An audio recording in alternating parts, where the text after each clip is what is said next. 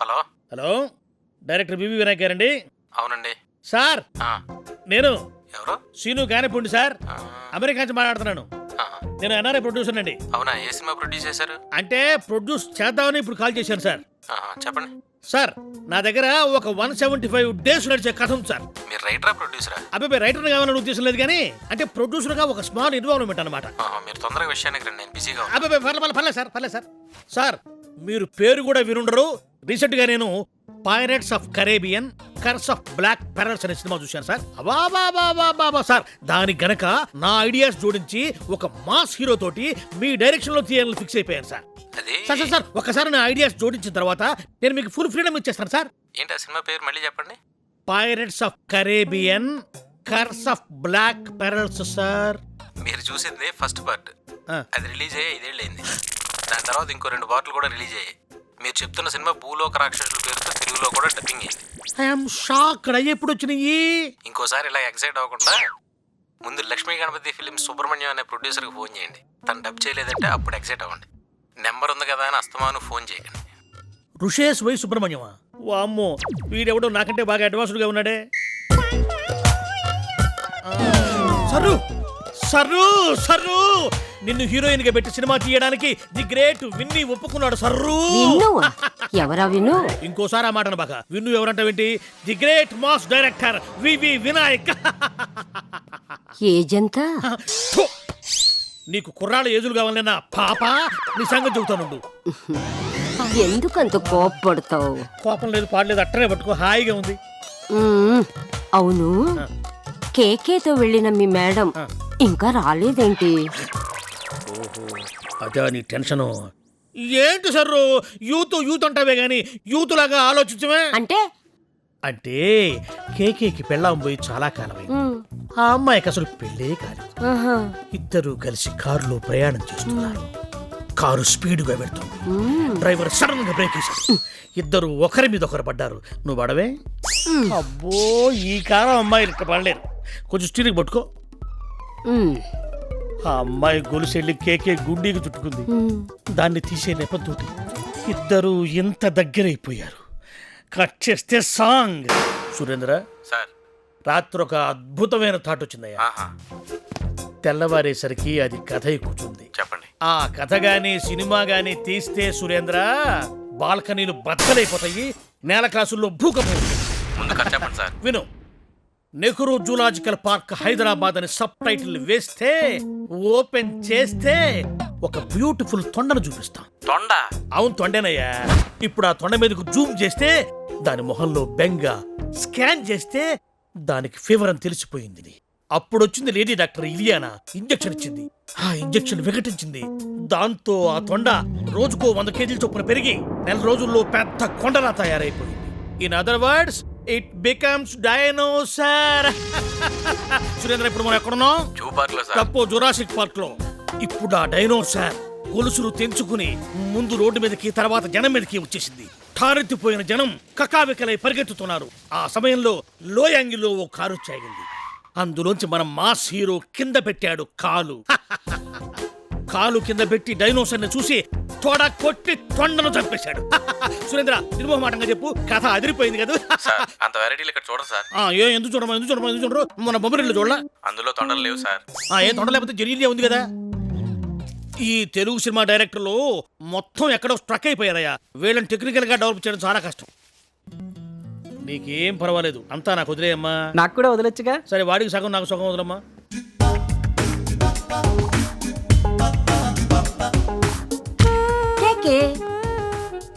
ఈ డ్రెస్ లో యూత్ నన్ను ఇష్టపడతారా? వెంట పడతారు. మరి నువ్వు? కింద పడతాను. ఏంటి సరు తమ్ముళ్ళు లాంటి వాడితో ఆ సరసాలేంటి? వచ్చాడు అమితాబ్ బచ్చన్ బ్రదరు. అతని హైట్ ఏంటి, నా హైట్ ఏంటి? నేనన్నది నీ హైట్ గురించి కాదు, నీ ఏజ్ గురించి. Old fellow. నువ్వు పెద్ద శిల్పా శెట్టివి.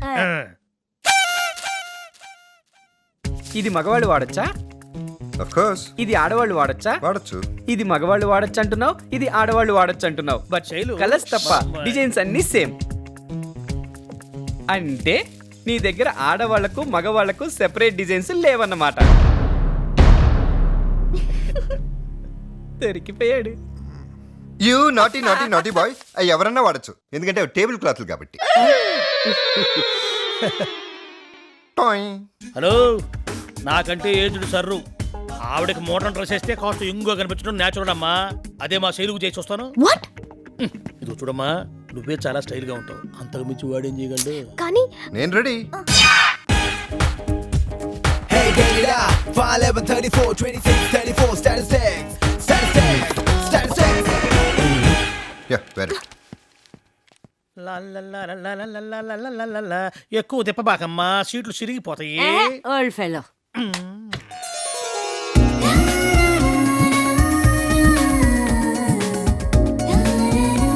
వావ్, నేను మగాడినైతే నేను ఎత్తుకుపోయి మ్యారేజ్ చేసుకునేదాన్ని. కేకే నువ్వు సూపర్ అయ్యా.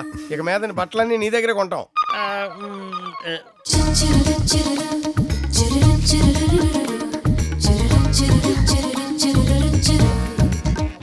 పేరు విగ్రహం ఉంది. Please take it, it's my gift. మనం శైలు గారు thanks, you my first customer.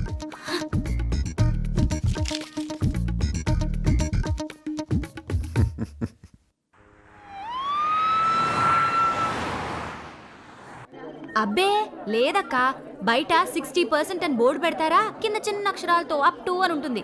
తీరా లోపలికి వెళ్ళాక 6% ఇస్తారు. Your neatness, please. Our boss is coming. ఎక్కడ క్లచ్ తొక్కకుండా గేర్ మార్చిన శబ్దం వస్తుంది. ఎవరు ఎవరి చేశారండి? అవతల బాస్ వస్తుంది, మీకు ఎలా నిద్రపడుతుందండి? రాత్రి దాగింది దిగక ఛీ, కంపునూరు. మీకు ఆవిడ గురించి తెలుసు కదండి. ఇప్పుడేంటి 10 ఏళ్ల క్రితం పెళ్లి చూపులని తెలుసు, దీనికి చుంటున్నారని. అప్పుడు నేను కాదననే కదా ఇప్పుడు ఏడు పంతాను. ఓ అబ్బో, ఇంత సీఎస్ఆర్రెడ్డి కాదంటే మా లైఫ్ ఏమో ఆగిపోవాలా. నీకు వచ్చాడు కదా పెద్ద సమరసింహారెడ్డి, ఇంట్లో వంటలు చేసి ఆడం కూడా కదా. ఏజ్ బారు, నువ్వు కాస్త నోరు మోయిపోతే విగ్గులు అబ్బా.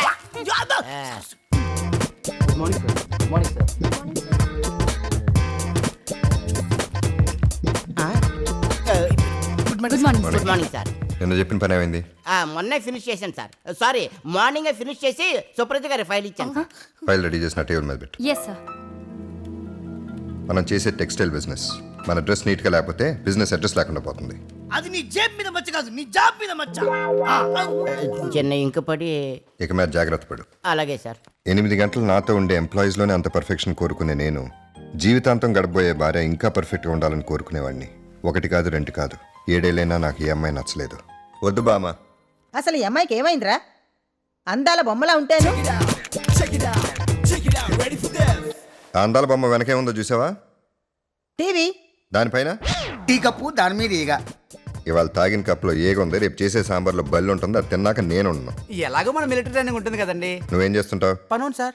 పని చూసుకుంటా ఉండు. పనికి మాలిన సలహాలు ఇవ్వు మాకు. అది కాదురా. ఒరేయ్, ఈ ఫోటో చూడు,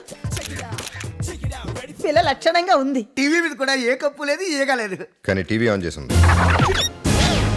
ఉంటే జీవితంలో పెళ్ళి అనేది చాలా ఇంపార్టెంట్ అయిన విషయం. దానికోసం ఫోటో దిగుతున్నప్పుడు కూడా టీవీలో సీరియల్ రన్ అవుతుంటే ఏంటి అర్థం బామ్మ? నీకు ఈ జన్మలో పెళ్లి కాదని. ఏంట్రా అంటున్నావు? అదే సార్, నాకు నచ్చలేదని. నచ్చాల్సింది ఎవరికి? మీకే సార్. నచ్చిందో లేదో చెప్పాల్సింది ఎవరు? మీరే సార్. ఒరేయ్, నీ మిలిటరీ ట్రైనింగ్ ఆపి అమ్మాయి నచ్చిందని చెప్పు. నచ్చలేదు. సారీ అమ్మా, నా వల్ల కాదు. మీ మనవడి పెళ్లి కోసం నేను పెట్టిన ఎఫర్ట్లో 7వ వంతు నా సంసారం మీద పెట్టుంటే మా ఆవిడ నా దగ్గరే ఉండేది. I'm sorry, I can't. అదేంటి పంతులు గారు అలా అంటున్నారు? ఇప్పుడే 10,000 ఇద్దాం అనుకుంటూ ఉంటే. అంటే మన లాస్ట్ ఓపీ దేరమ్మా. ఆ? మరి ఏదో ఇస్తా అన్నారు.